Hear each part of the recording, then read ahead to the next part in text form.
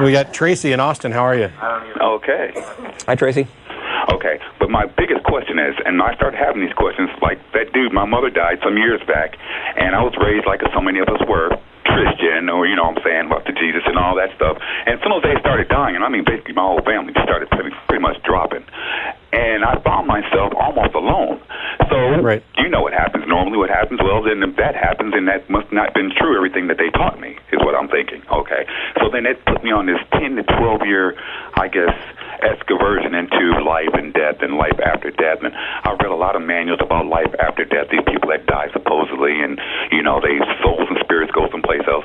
I don't even want to touch on all that as much as what I want to ask you is one question. How do we, as atheists, if you're an atheist, if I'm an atheist, how do I personally get around the fact that creationists and atheists agree on one thing? And not too many people bring this up, but we all agree on one thing. The whole world agrees on one thing, the whole educated world, and that is, if you go back in time far enough, atheists, scientists, and creationists agree that at some point in time, before there was time, there was nothing. Everyone seems to be able to agree that there was absolutely nothing. Actually, and all I'm saying is this: how did we get here? Because if there's a Big Bang theory, which is what I'm trying to believe in, which is what I kind of cater to, there's a Big Bang. I have no problem with that. But my question to you is, and I can't believe you don't have this question, because you guys are intelligent people, and I know you are. I can hear how you talk. We're ready to answer you, sir. So I got to know in your mind that somewhere back there, you've got to wonder what made something go bang. And what I'm getting at is, and I'm sure you've heard this before, what I'm getting at is not a God, not an invisible friend or whatever. No. But some type of intelligent design seems to just not be able to leave my consciousness alone. I just don't see how we could come from nothing to nothing. Like the old song goes, the old black song back in the day, nothing from nothing leaves nothing. Yeah. And I'll stop right there, and I just want to know what you got to think about that. You're engaged. It's an argument from ignorance, is what it is. Is that right? Yes. Okay.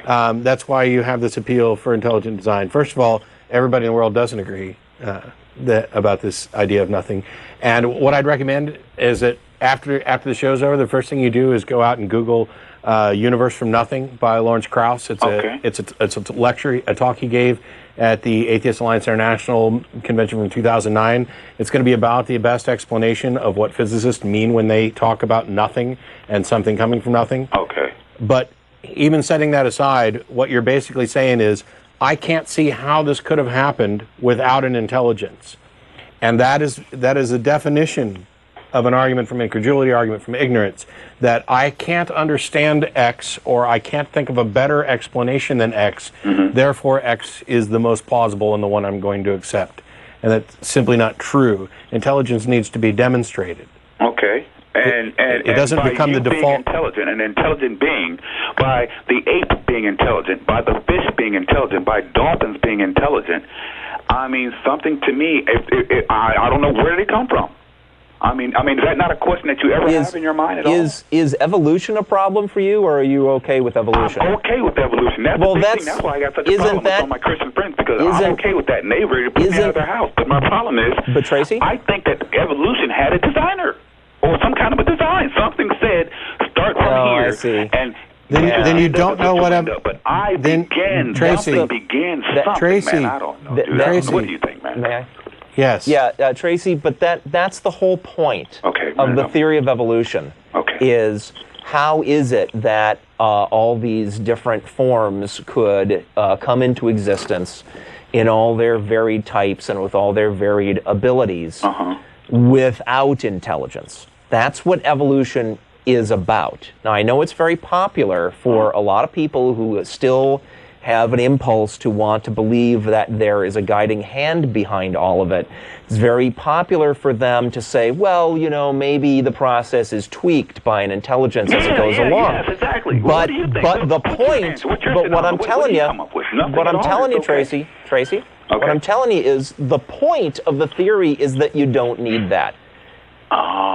That intelligence slapped on top of the process of evolution is extraneous and unnecessary. Okay. And if you think it's not, it's because you don't yet have a complete grasp of what the theory is saying.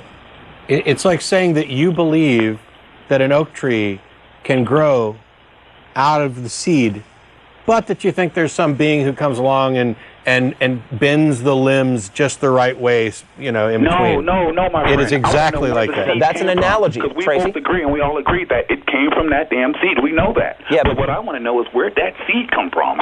Okay, From so the now tree we're back. before it. Well, that's why I asked. That's why I asked about evolution, right? Because if you're okay with evolution, Yeah. then you should be okay with the idea that It just happened?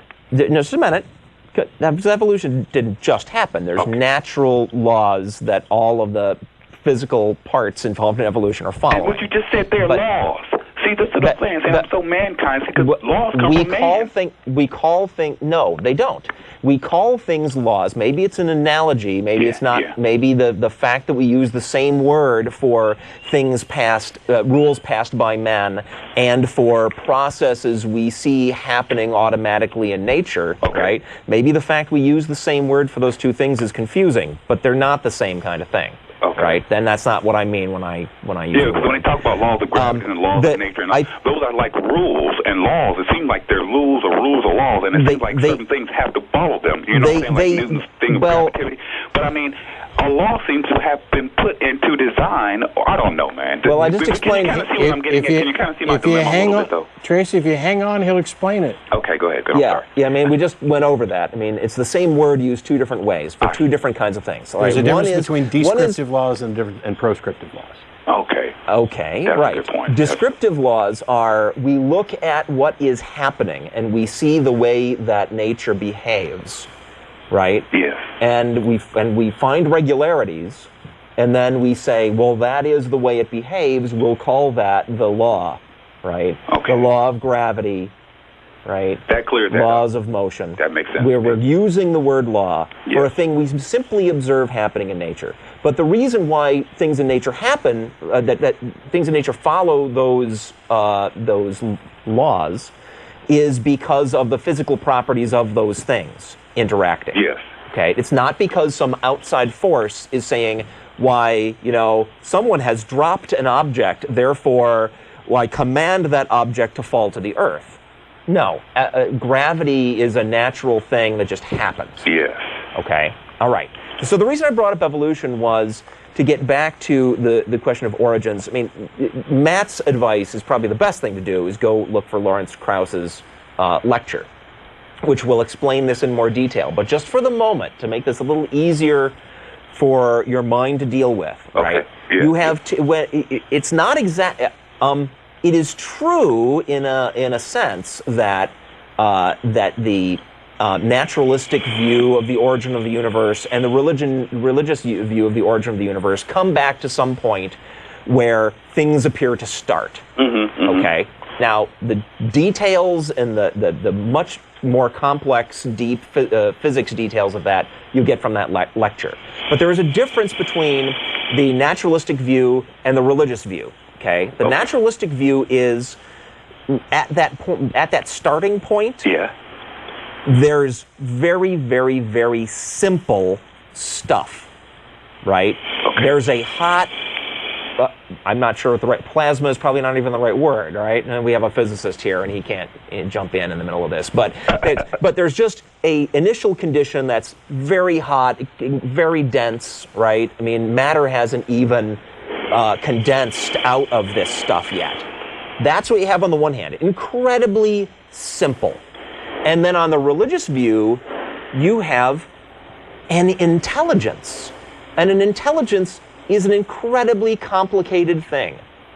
So between those two views of that starting point, right, the naturalistic view is the simpler one, the one that takes much less of a leap to accept. See what I'm saying? Okay. And if you can accept that, if you can accept evolution, that diversity and complexity and things emerge from the interaction of stuff, all within natural laws, then you should be able to accept that the galaxies and stars and planets could form out, according to natural laws, out of that very simplistic set of starting conditions. Right? Okay. That's what I'm saying. Look at the difference, that what religion is asking you to believe at that starting moment is something much less likely, right? Much more of a stretch. Something hugely more complex, an intelligence that has not only that, but it has the power to guide everything else that's happening, right? Okay. That's what religion is asking you to believe. Yeah. And physics is just asking you to believe. I'm sort of having some problems with that right there. My biggest problem is what we're talking about. Is what we're talking about is that starting point, man. That one initial starting point. And I guess if I can just wrap my mind around that. We're recommending you watch that lecture. That's what I need to do, man. The other thing that I'd say is that, not quibbling over the ideas of nothing or whatever else, we're at a point where we understand that at some point the universe began to exist in the current form that we observe it. And we've we label that in most of the time we label that as Big Bang. Big Bang cosmology. I mean, it's already been confirmed to the extent possible that we can confirm it by cosmic microwave background radiation that it did in fact happen. So then you say, what happened before the Big Bang? Well, hang on. It may be the case that is a bad question. That the nature of time in the universe is such that question just cannot be asked with any coherence and therefore cannot be answered. It may also be the case that the answer is, I don't know. I talked about this to another atheist once upon a time, and he told me that exact thing. He said that's one of those things, Tracy, because he got kind of frustrated with me because I kept going back to that one point, and he said, you know what? That's one of those things that are just unknowable. And you no. How many no's was that? I did not say unknowable. No, I didn't say you. I said I was talking to another I understand, but you were equating me. He was telling me that was not that. That's not what you said, but that's what he said. Right. So let's not talk about what he said. Let's have this conversation between us. Right. I didn't say unknowable. I said that is something that we simply don't know. We may be able to find out. And the reason I'm harping on that point is because it's going to matter a whole bunch here in just a second. All right. What you're saying is that instead of saying we don't know, you find it more plausible that there is an intelligence for which you have no evidence, and your argument is that either this is just what I believe or this is just what seems more plausible to me. More plausible, yes. And I would ask you, how on earth can you determine that it's more plausible when you have no evidence to support it? Well, it's the same thing. You have no evidence to support what you're saying either. No. The beginning of the thing. Now, you have some evidence as far as the Big Bang, and I agree with you on that. And Tracy. You have some evidence when it comes to evolution. But you yourself have no evidence. We're both having to take a leap of faith how this whole thing got started. No, we're not, Tracy. Tracy, no leap of faith. Here, look. Here's a line where this pen is. This represents the Big Bang. And I'm saying, I don't know what happened before that. Okay. And you're saying you believe that it's most plausible that an intelligence caused it. I'm not taking a leap of faith. How dare you represent that I am? You're taking a leap of faith. You're saying that you find it more plausible that there's an intelligence behind it. And I asked, how is it that you find this more plausible without evidence to support it? And instead of presenting evidence, instead you tried to equate our positions as if we're both taking a leap of faith, when that's not remotely true. I got you. You'll remember that I said it was important a minute ago that I did not say unknowable. I said I don't know. And you're okay it is not only important because and you're okay with that for now. I'm not only okay with it, I'm overjoyed with it. All right. Because I have not taken a walk down the credulous lane of arguments of ignorance that allow me to posit the existence of a creator for which I have no evidence at all. Because what happens as soon as I start believing that is it curtails all further investigation down that path. As second you accept an answer as the most plausible one without evidence, your journey is done. As soon as you say, I don't know, but let's see if we can find out, that's when the journey begins. It's not a leap of faith. Dude, I got to tell you. It is not a leap of faith. No, it's not, because you're not going to commit either way. I mean, to have a leap of faith, you're right, I said that wrong, because if you automatically say, I don't know, it doesn't take a leap of faith to say, I don't know. You're right, bro. There you go. I'm 100%. Hey, man, listen, I appreciate you taking the time to talk to me, man. I really do, and I don't know how or why, but these things help me every now and then. I'll call you guys every now and then, man. But hey, stop by sometime. Thanks a lot, Tracy. I appreciate it. Bye-bye, guys. Later. Bye.